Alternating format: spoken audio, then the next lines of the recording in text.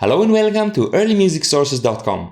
My name is Elam Rotem, and today we'll talk about Maffei's letter from 1562 on learning how to sing diminutions without a teacher.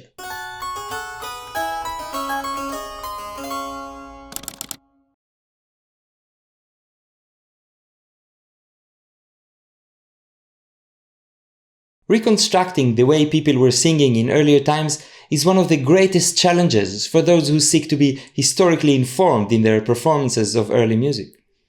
For now, we will not try to tackle it globally, but instead we'll focus on one fascinating source from 1562.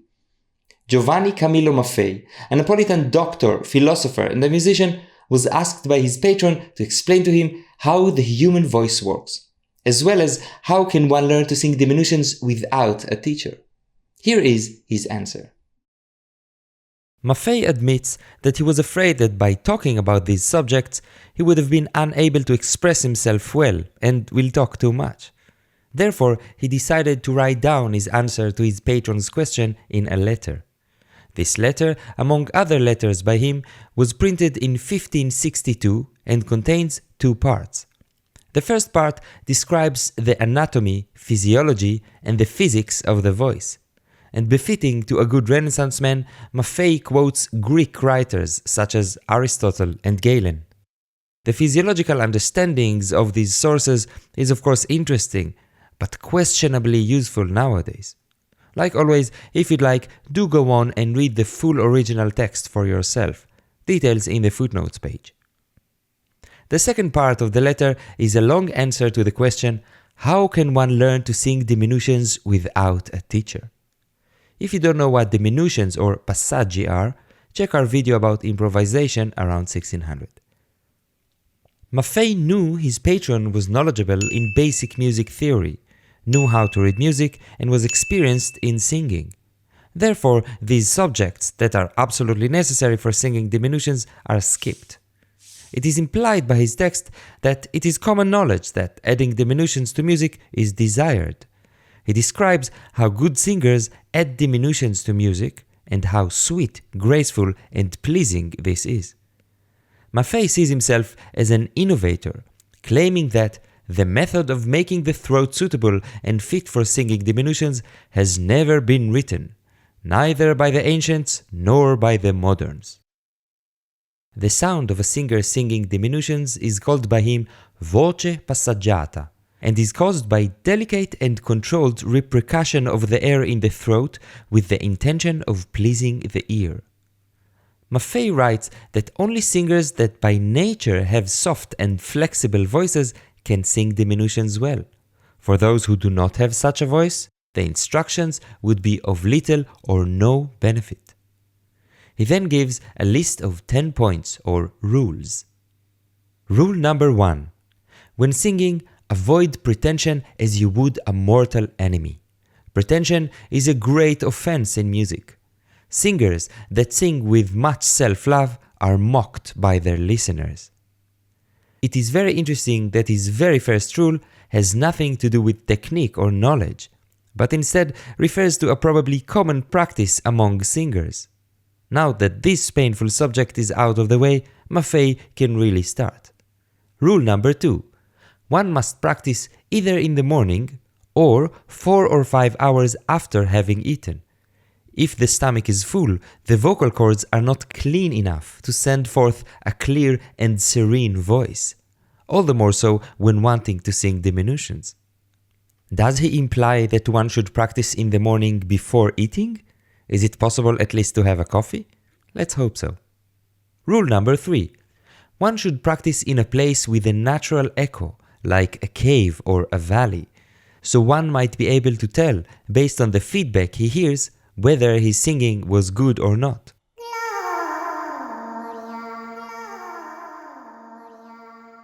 This is an ingenious way of working around the fact that they didn't have smartphones and could not quickly record themselves. Otherwise, it sounds like fun, practicing in nature. Rule number 4. When singing, one must avoid any movement.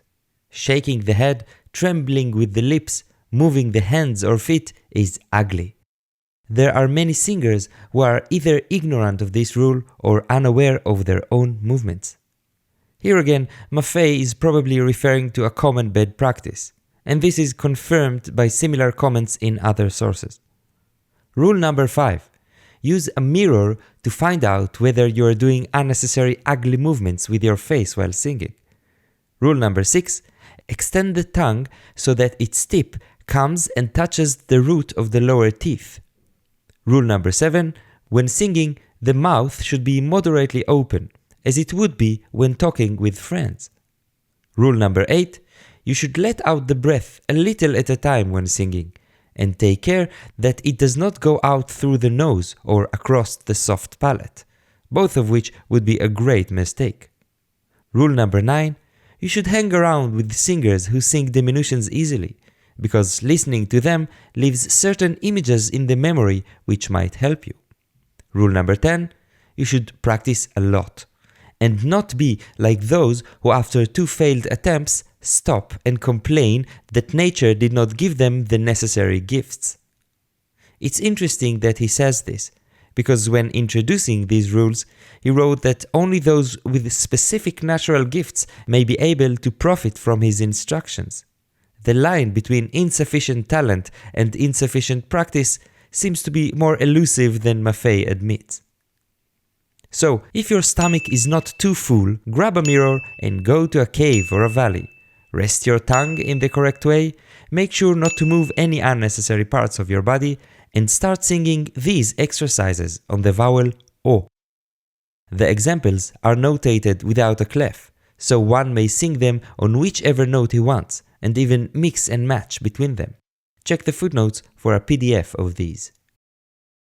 The exercises that are given by Maffei are designed to practice the technical aspect of singing diminutions, but one has to know how and where to apply them in a musical context.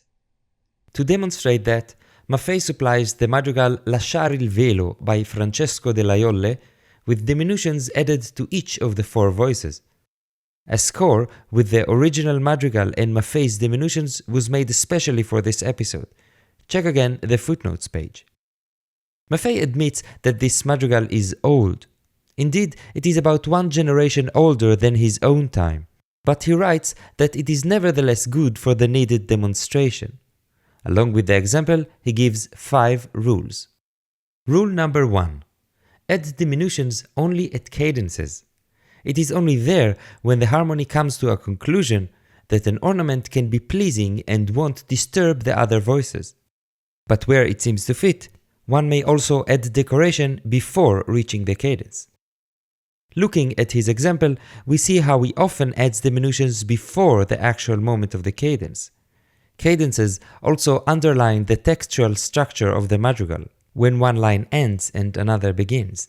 So having diminutions on the cadences helps in clarifying this to the listeners.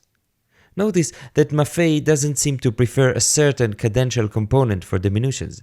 He sometimes ornaments the cantizans, sometimes the tenorizans, sometimes the bassizans, and sometimes even undefined components. Rule number 2. Use no more than 4 or 5 diminutions per madrigal, so that the ear, enjoying the sweetness rarely, desires it more. Too many diminutions, as many singers often demonstrate, are annoying to the ear. Again, Maffei is probably referring to a common practice of his fellow singers, that might have often sung too many diminutions, at least according to his taste.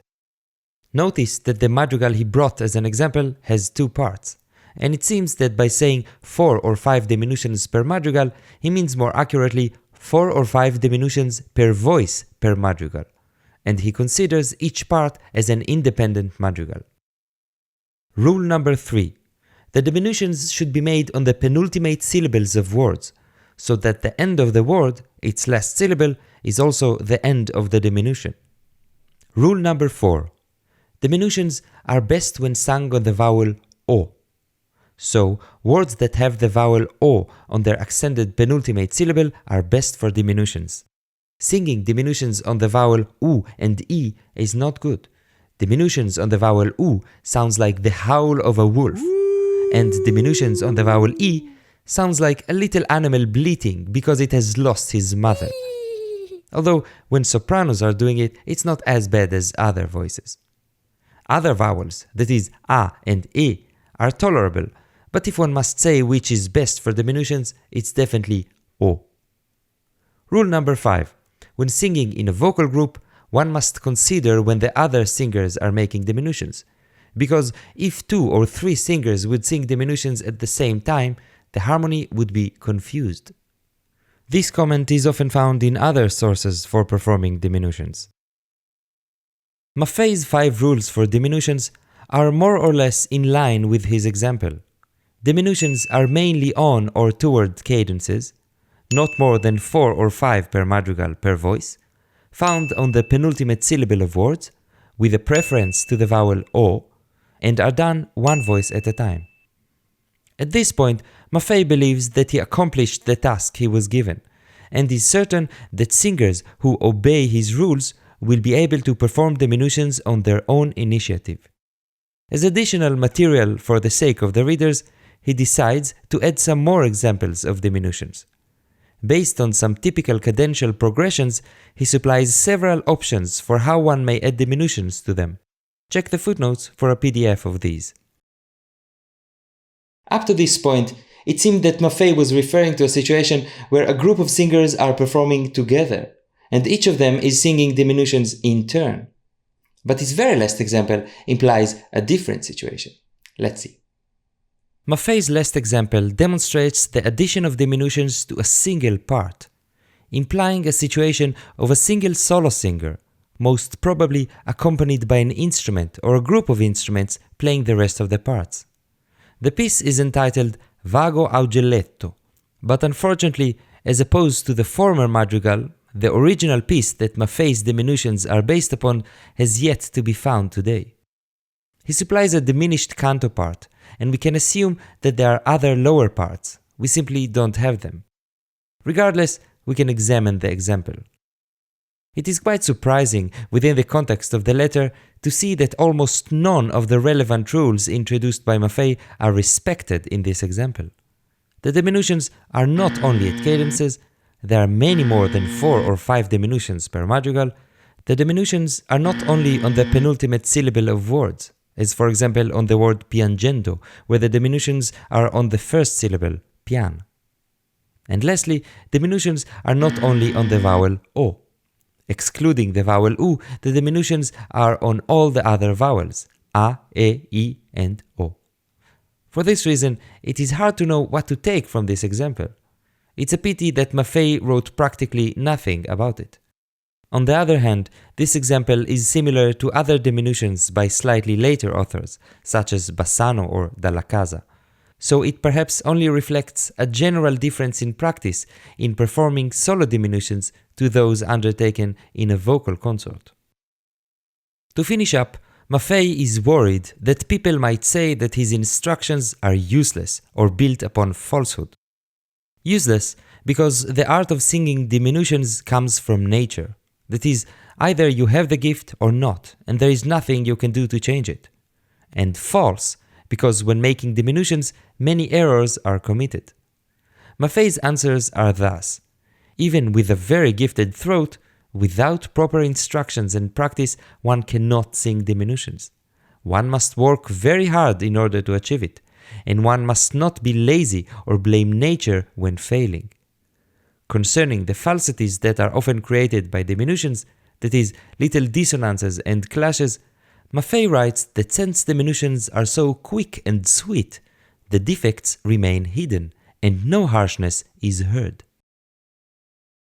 In the very last part of the treatise, Maffei, being a doctor, shares medical tips and remedies in case of a sore throat.